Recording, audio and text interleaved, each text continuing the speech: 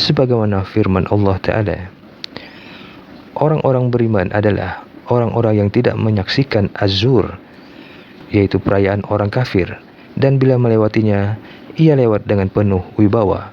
Quran Surat Al-Furqan ayat 72.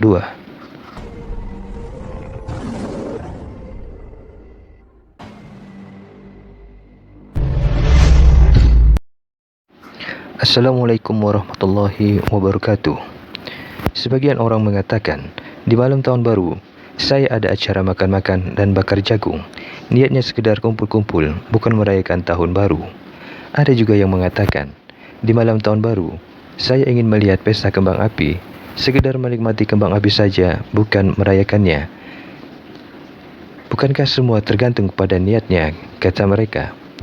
Mari kita katakan, kita semua tahu bahwa perayaan tahun baru Masehi adalah kebiasaan orang-orang non-Muslim, dan kita semua tahu hadis yang menyatakan larangan terhadap tasyabuh dengan perayaan orang kafir. Orang yang menyerupai suatu kaum, ia bagian dari kaum tersebut. Hadis riwayat Abu Daud.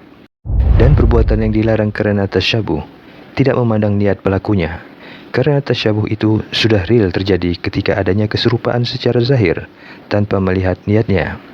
Sebagai contoh, kalau ada laki-laki memakai lipstik, bedak, maskara dan makeup wanita lainnya, kemudian jalan lenggok-lenggok, maka kita katakan ini lelaki yang menyerupai wanita, lelaki yang tasyabuh terhadap wanita, tanpa perlu kita tanyakan apa niatnya.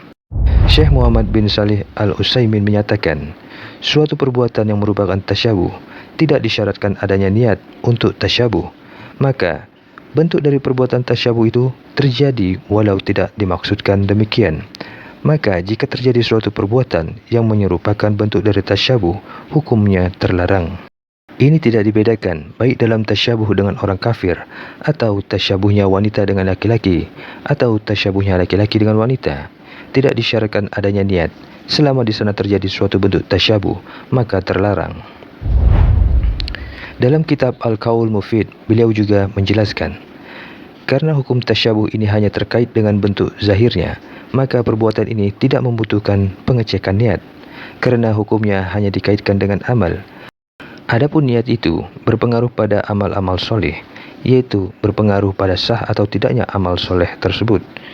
Juga niat berpengaruh pada amal-amal yang tidak disebut batasan pahalanya, sehingga seseorang diberi pahala karena niatnya, atau amalan-amalan semacam itu.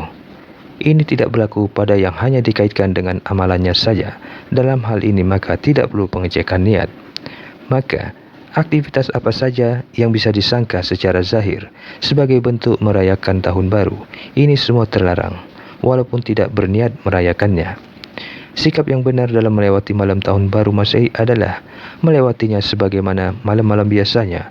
Tidak ada yang istimewa, sebagaimana firman Allah Ta'ala, orang-orang beriman adalah orang-orang yang tidak menyaksikan Az-Zur, yaitu perayaan orang kafir, dan bila melewatinya, ia lewat dengan penuh wibawa. Quran Surat Al-Furqan ayat 72.